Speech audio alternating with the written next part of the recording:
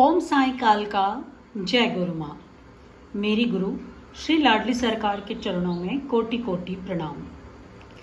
तो आज की ये वीडियो मेरी गुरु श्री लाडली सरकार की प्रेरणा से हम बना रहे हैं, ठीक है ना। तो बार बार ये एक सवाल मुझसे पूछा जाता है यूट्यूब पे भी और इंस्टा पे भी कि हमारी परीक्षाएं कब ख़त्म होंगी, हमारी परीक्षाएं कब ख़त्म होंगी। तो ये सवाल बार बार लोगों के मन में आता है, कभी कभी मेरे भी मन में आता है और ये पूछा भी जाता है मुझसे या गुरु माँ से। ये पूछा जाता है कि हमारी परीक्षाएं कब ख़त्म होगी। उससे ही रिलेटेड है आज की ये वीडियो। तो चलिए शुरू करते हैं।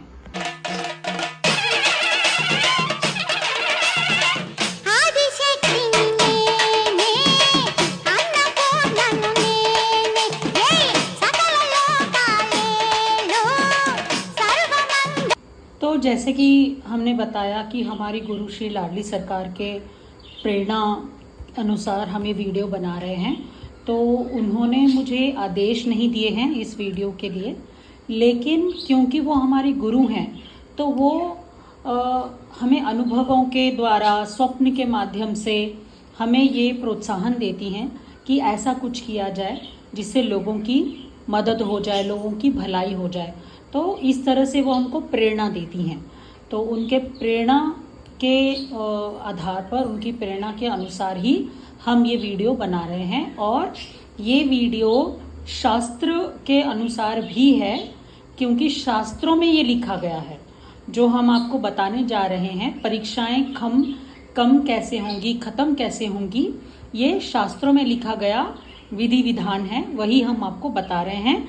जैसे हम हर वीडियो में बताते हैं कि हम कोई महाज्ञानी नहीं हैं। जो भी कुछ मुझे थोड़ा बहुत पता है वो गुरु माँ की कृपा है। उनकी कृपा से मुझे थोड़ा बहुत ज्ञान मिला है और मुझे शास्त्रों का पढ़ने की और जानने की मुझे आदत है, तो हम वहाँ से रेफरेंस लेते रहते हैं। तो ये शास्त्रों में लिखा गया है कि हम हमारी परीक्षाओं को कम कैसे कर सकते हैं, ख़त्म कैसे कर सकते हैं। तो आज की वीडियो उसी के लिए है। तो आगे हम आपको बताते हैं। परीक्षाओं को कम करने के लिए और परीक्षाओं को ख़त्म करने के लिए हमें करने हैं 5 यज्ञ, ठीक है। शास्त्रों में 5 यज्ञों को बताया गया है। ये करने से हमारी परीक्षाएं कम हो जाएंगी और धीरे धीरे ख़त्म हो जाएंगी और आने वाली परेशानियां भी कम हो जाएंगी। अगर फ्यूचर में कोई आने वाला संकट हो, फ्यूचर में आने वाला कोई प्रॉब्लम हो, वो भी संकट खत्म हो जाएगा। तो ये 5 यज्ञ करने से। अब यज्ञ का मतलब ये नहीं है कि आपको हवन करना है, ठीक है। यज्ञ का मतलब क्या है हम आपको बताते हैं। और बेसिकली इसको समझने के लिए इन जनरल आप समझ लीजिए कि ये 5 लेवल्स हैं। एक एक लेवल आपको पार करना होता है। जब आप एक एक लेवल पार करते जाएंगे, एक एक लेवल को क्रॉस करते जाएंगे, आप खुद ये अनुभव करेंगे कि आपकी परीक्षाएं धीरे धीरे कम हो रही हैं। तो वो 5 यज्ञ क्या है हम आज जानते हैं। तो ये जो 5 यज्ञ हैं ये ना ही आपके परीक्षाओं को कम कर देंगे, धीरे धीरे परीक्षाओं को ख़त्म कर देंगी, और आपके आने वाले कठिनाइयों को भी ये कम कर देंगे, आपके आने वाले संकटों को भी ये दूर कर देंगे। आपका ये जीवन सुखमय हो जाएगा और मरणोपरांत आपका आगे जाके भी आपको अच्छा ही फल मिलेगा। हम ये नहीं कह रहे कि गारंटी से आपको स्वर्ग मिल जाएगा, लेकिन आपकी यातनाएं कम हो जाएंगी। तो ये 5 यज्ञ करने से। तो चलिए जानते हैं क्या है ये 5 यज्ञ। तो आपको हर रोज़ ये 5 यज्ञ करने हैं, ठीक है। कोशिश करें कि सारे 5 के 5 आप डेली करें। अगर 5 भी नहीं हो सकते तो ये 5 में से 3 ज़रूर करें हर दिन। अगर आप ऐसे डेली का रूटीन बना लेंगे कि हर दिन आप 5 तो ज़रूर करें, अगर 5 ना हो पाए तो कम से कम 3 तो ज़रूर करें कोई। अगर आप ऐसा रूटीन बना लें तो आप 100% अपनी परीक्षाओं से बाहर आ जाएंगे। ये फॉर गारंटी है, ठीक है। और आगे की आपकी ज़िंदगी भी बहुत सुखमय हो जाएगी, ये गारंटी है। सबसे पहला यज्ञ होता है भूत यज्ञ। भूत यज्ञ मतलब आपको, जैसे मैंने बताया, आपको हवन नहीं करना है। तो भूत यज्ञ का मतलब ये है कि इस प्रकृति में हमसे निचले स्तर पे भी कुछ जीव हैं। हम मनुष्य हैं, हमसे निचले स्तर पे भी कुछ जीव हैं जो जानवर होते हैं, ठीक है। तो जैसे गाय, कुत्ते, बिल्ली, पशु पक्षी, चिड़िया, चींटी, ये सब, ठीक है। ये हमसे नीचे स्तर वाले जीव हैं। तो ये लेवल 1 है। तो आपको क्या करना है, उन पर हम आधारित रहते हैं। जैसे बचपन में या अभी भी बड़े होने के बाद भी हम गाय या भैंस का दूध पीते हैं, तो हम दूध के लिए गाय भैंस पर आधारित हैं, ठीक है। उनका हम गोबर के उपलों पर हम आधारित हैं। तो जैसे हम गाय के ऊपर आधारित हैं, राइट, तो हम जानवरों के ऊपर भी आधारित हैं। जैसे हम कुत्ता पालते हैं अपने घर में सिक्योरिटी के लिए, सेफ्टी के लिए, तो उसी तरह से कुछ जानवर हैं जिन पर हम आधारित हैं।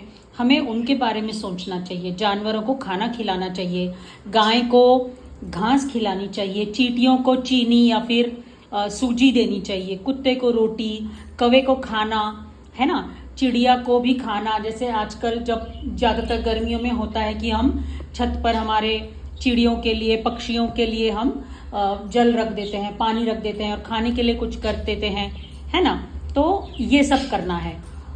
ये है पहला यज्ञ, भूत यज्ञ, की जानवरों की हेल्प करनी चाहिए, उनको खाना प्रदान करें। जैसे हम तो मेहनत करते हैं, हम कमाते हैं, लेकिन वो लोग ना ड्यूटी करते हैं ना मेहनत करते हैं। तो उन लोगों की हेल्प करके उनको भी कुछ खाने का प्रबंध करना चाहिए।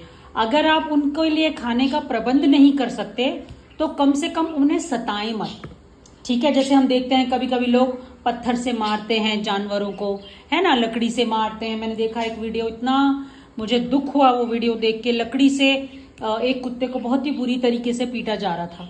तो इस तरह से ना करें। उनको हो सके तो उनकी हेल्प करें, उनको खाना खिलाएं। अगर नहीं कर सकते तो कम से कम उनको दुख ना दें। तो ये हुआ सबसे पहला यज्ञ। दूसरा यज्ञ है सेकंड लेवल 2। ये होता है मनुष्य यज्ञ।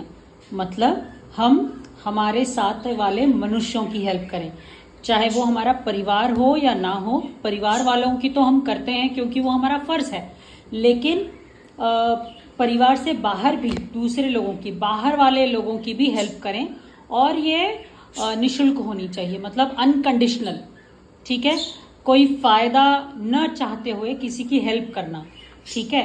अब कुछ लोग होते हैं जो अमीर होते हैं, वो ये सोचेंगे कि मैं तो किसी भी मनुष्य पे आधारित नहीं हूँ, मैं अपनी नौकरी कर रहा हूँ, मैं कमा रहा हूँ 4 पैसे, तो मुझे किसी दूसरे मनुष्य की आवश्यकता नहीं है, मैं किसी पे आधारित ही नहीं हूँ। तो ये सोच बहुत गलत होती है, क्योंकि हम जो सुबह उठते ही दूध की हम चाय कॉफ़ी बनाते हैं, तो वो दूध भी कोई किसान ही निकालता है गाय से, है ना, दूध वाला। और हम कचरा खुद नहीं फेंक सकते, कूड़ा, है ना, कूड़ा लेके जाने वाला भी एक मनुष्य होता है ना। हम जो खाना खाते हैं उसको उगाने वाला भी एक मनुष्य है, किसान है, ठीक है। जो कपड़े पहनते हैं उसको बनाने वाला भी एक कोई मनुष्य है, जो फैक्ट्री में भी बनता है या फिर हाथों से भी लोग बनाते हैं, ठीक है। और इवन जब हम मर जाते हैं तो 4 कांधों पे भी हम जाते हैं। तो हम हरदम एक दूसरे मनुष्य पर आधारित होते ही हैं, चाहे वो कितना गरीब भी क्यों ना हो, चाहे वो कितना अमीर भी क्यों ना हो। तो एक सामने वाले एक दूसरे इंसान को भी इंसान समझें और इसकी हेल्प करें। कैसे कर सकते हैं आप? 2 तरीके बताए गए हैं शास्त्रों में। एक है अतिथि सम्मान, ठीक है।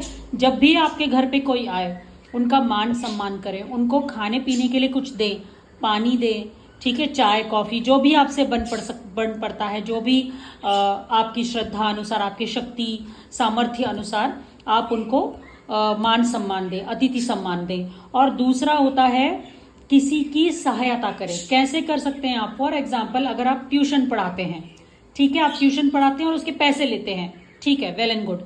लेकिन आपके घर में जो काम करने वाली बाई है उसके बच्चे को फ्री में पढ़ाइए। आपके घर के गली के कॉर्नर में एक इस्त्री वाला है जो कपड़ों की इस्त्री बनाता है, उसके बच्चों को फ्री में पढ़ाइए। तो आप सोसाइटी के कुछ काम आएंगे, ठीक है। ये है मनुष्य यज्ञ।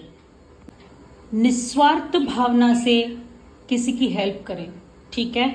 जो गरीब भी होते हैं, भिखारी होते हैं, और जो बूढ़े होते हैं, जो आपके रिश्तेदार नहीं हैं, अनजान लोग हैं, ऐसे लोगों की हेल्प करें। तीसरा यज्ञ है पितृयज्ञ।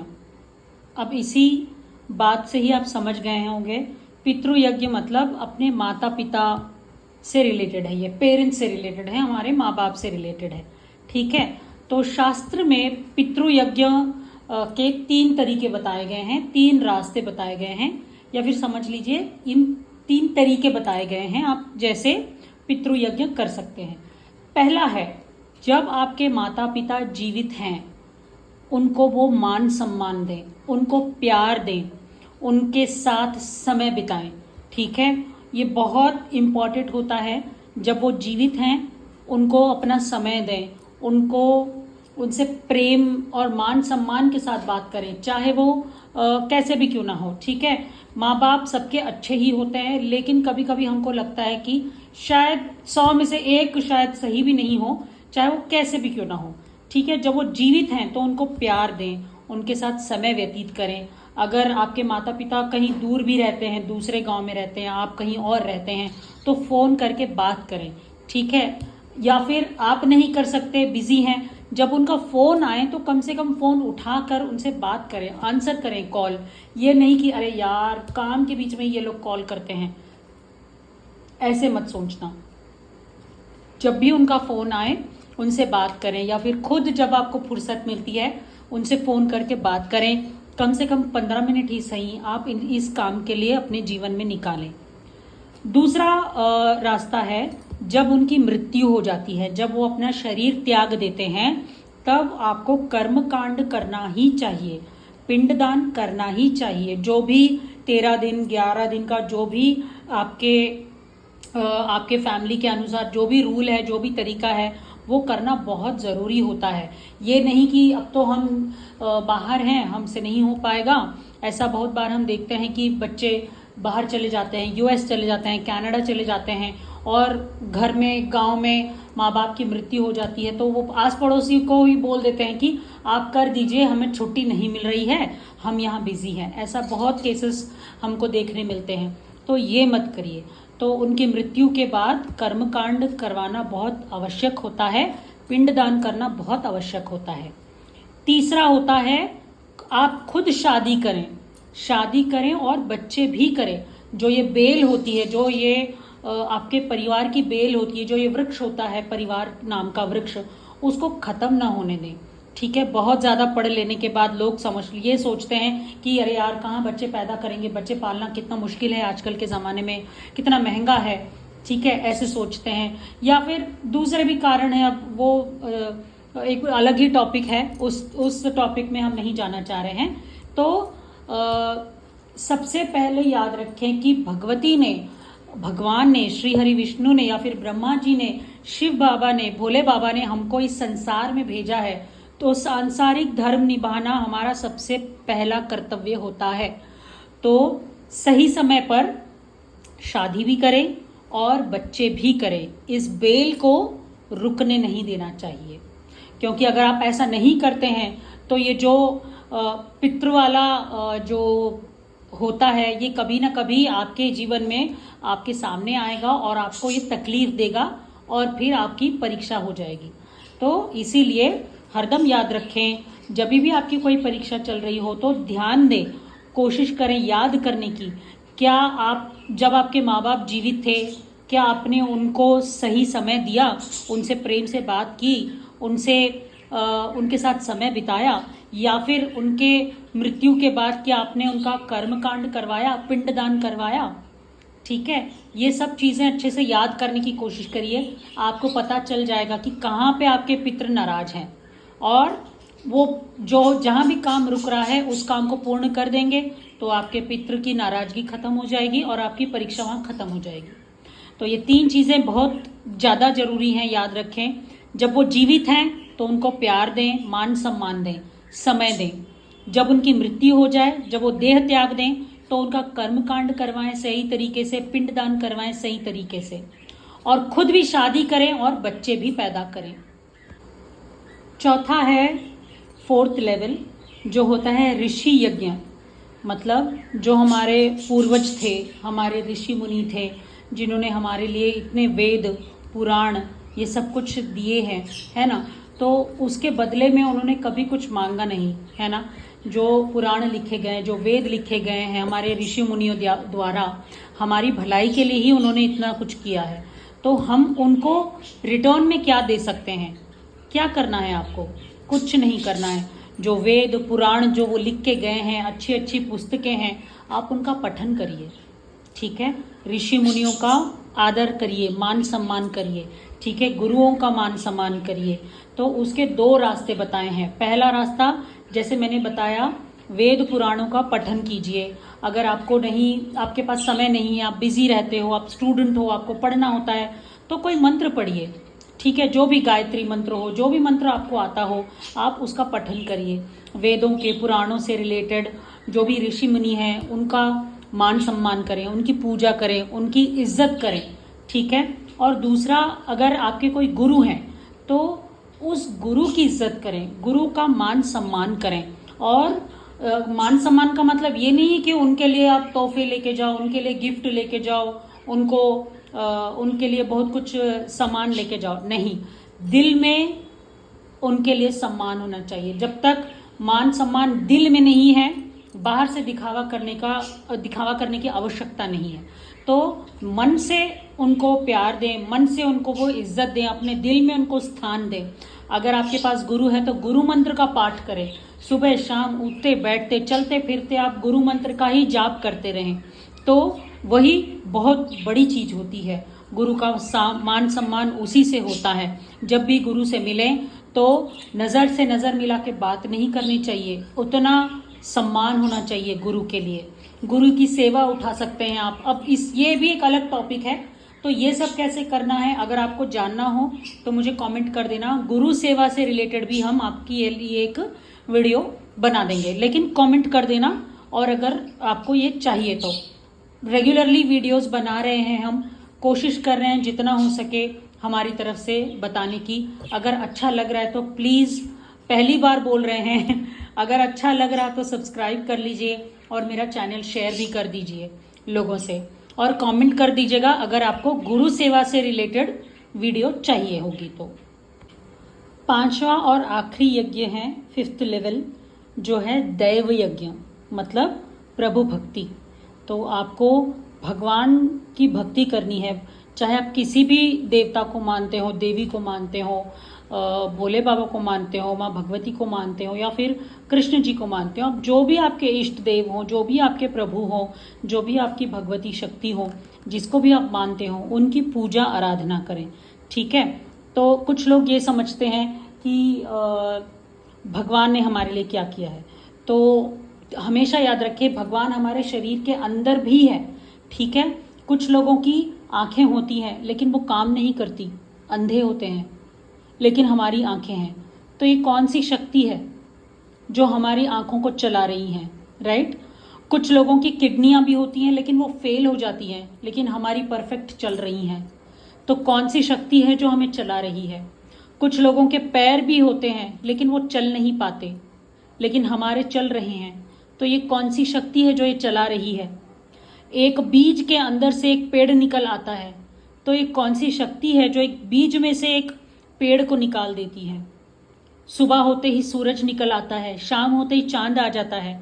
तो ये प्रकृति कौन चला रहा है, कोई तो शक्ति होगी ना जो ये चला रहा है। तो उसी शक्ति को जिसको हम मानते हैं, हम समझ लेते हैं कि वही हमारा भगवान है, वही हमारे प्रभु हैं और वही ये सब कुछ कर रहे हैं। तो किसी भी एक प्रभु को, एक इष्ट को अपना सब कुछ मान लें और उनकी भक्ति करें। इसके 3 रास्ते बताए गए, 3 मार्ग बताए गए हैं। सबसे पहला, पूजा पाठ करें, घर में ज्योत जलाएं, धूप जलाएं, अगरबत्ती जलाएं, ठीक है, धुआं दें, ठीक है। धूप देने से और ज्योत जलाने से घर पवित्र हो जाता है, ठीक है। ये पहला रास्ता है। दूसरा मार्ग है हवन। जब भी हो सके, जितना भी हो सके घर में हवन करना चाहिए। साउथ में एक तरीका होता है जिसको बोलते हैं नित्याग्निहोत्रम, ठीक है। इसका मतलब होता है हर दिन हवन ही होता है। कुछ घरों में साउथ में हर दिन कम से कम 11 हविष पड़ती हैं घरों में। तो ये ज़्यादातर ब्राह्मणों के घर होता है, लेकिन ये बहुत इम्पॉर्टेंट होता है। हो सके तो हर पूनम पे हवन करें, हो सके तो पूर्णिमा पे या अमावस्या पे महीने में 1-2 बार, हो सके तो हर शनिवार। मेरे पास ये रूल है, हर शनिवार को घर यहाँ हवन होता है। तो जितना हो सके हवन करें, पूजा पाठ करें निस्वार्थ भावना से। कुछ मांगने मत बैठ जाना भगवान के आगे कि भगवान मुझे घर दे दो, पैसा दे दो, गाड़ी दे दो तो मैं आपकी पूजा करूंगा, या फिर पूजा करने के बाद कुछ मांग मत लेना। ठीक है, भगवान ने आपको जीवन दिया है, 2 काम करने वाली आंखें, 2 चलने वाले हाथ पैर दिए हैं, काम करने वाले कान दिए हैं, आपके सर के ऊपर छत दी है, उसके लिए थैंक यू बोलें। थैंक यू बोलने के लिए पूजा पाठ करें। ठीक है, जब आप निस्वार्थ भावना से प्रभु जो भी आपने दिया है मैं उसमें ही खुश हूँ, चटनी रोटी नहीं में ही खुश हूँ, ये सोच के अगर आप भगवान को धन्यवाद बोलेंगे और उनकी पूजा पाठ करेंगे तो आपको अपने आप ही सब कुछ मिल जाएगा। भगवान का आशीर्वाद आप पर पड़ जाएगा और उनकी आंखें, उनकी निगाहें एक बार आप पर पड़ गई तो आपको भगवती सब कुछ दे देगी। और तीसरा रास्ता है, हर इंसान में, हर जीव में प्रभु को देखें। जो भी आपको मिलता हो, इंसान हो, जानवर हो, कुत्ता हो, बिल्ली हो, जो भी हो, पेड़ पौधे भी क्यों ना हो, उसमें भी प्रभु को देखें, माँ भगवती को देखें। हर इंसान में माँ भगवती को देखें। ये बहुत इम्पॉर्टेंट है। आखिरी बात कि हर जीव में अपने प्रभु को देखें। तो ये थे वो 5 यज्ञ जिसको करने से हमारी परीक्षाएं धीरे धीरे कम हो जाएंगी और ख़त्म हो जाएंगी।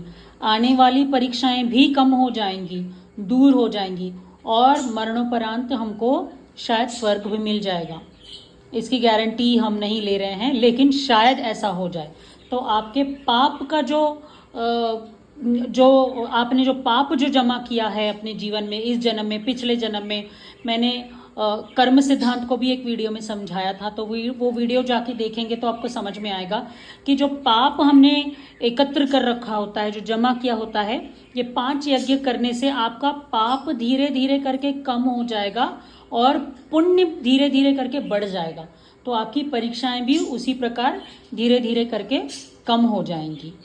और अब इसके बाद कुछ लोगों का एक सवाल होता है कि अगर हम ये 5 यज्ञ कर लें, लेकिन उसके साथ साथ हम झूठ भी बोलें, हम लोगों को धोखा भी दें, लोगों का पैसा खा जाएं, चोरी करें, अगर हम गलत काम करें, तो क्या इसका हमको पाप नहीं लगेगा?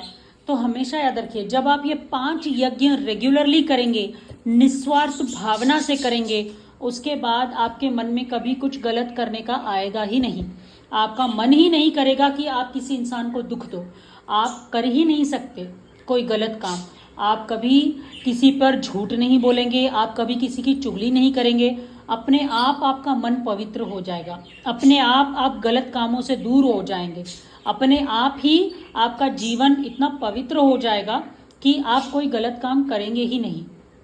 ठीक है, तो आशा है कि कुछ ज्ञान, कुछ बातें सीखने को मिली होंगी आपको इस वीडियो से। अगर ये वीडियो अच्छी लगी तो प्लीज़ लाइक, कमेंट करिए, शेयर करिए मेरी वीडियो सबके साथ और प्लीज़ सब्सक्राइब करिए, क्योंकि जितना हो सके हम हमारी तरफ से शेयर करने की कोशिश कर रहे हैं। जो भी थोड़ा बहुत ज्ञान मुझे गुरु माँ से मिल रहा है तो हम शेयर कर रहे हैं। और आगे किसी और टॉपिक पे भी आपको वीडियो अगर चाहिए तो प्लीज़ कृपा करके बताइएगा।